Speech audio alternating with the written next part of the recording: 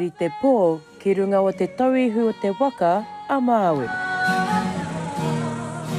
Yes, it's disappointing, but also understanding, that the exponential growth of the Matatini over the last, 3 events has meant there will need to be some creative ways of looking at the Matatini into the future. We're moving on with the decision. No te rangi nei I whakatau rā te poari o te Matatini, ka kore te whakataetae e tū ki te Tauihu o Te Waka a Māui hei te tau 2027. Ko tā Sonny Alesana, te heamano o Te Tauihu o Te Waka a Māui Māori Cultural Council, ko te pupū haere o ngā nama te wero nui o te wā. I think the one thing about this is that everyone talks about the growth as a challenge. For me, it's a positive. Let's look at it positively, that we're no longer a national event. We're a global event now, Te Matatini, and that is the challenge that we have to face.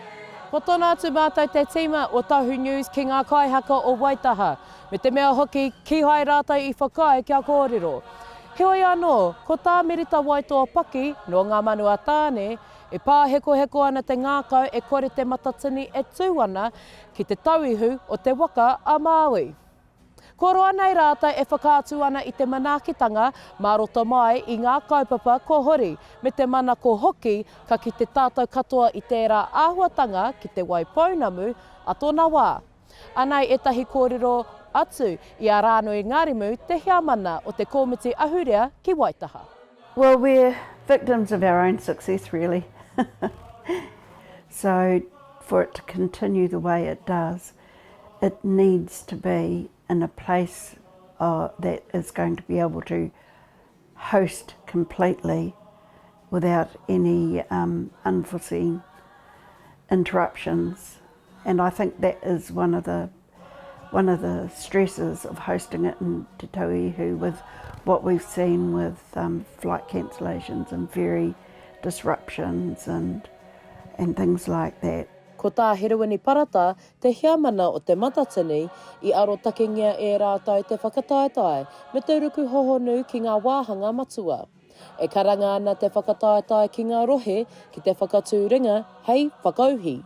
Ki hai angarimu I te mōhio, māwai rā e whakauhi I te whakataetae. No, I don't. I don't. And each rohe, like us, they'll be going through the cans and cannots of whether they can make a bid or not.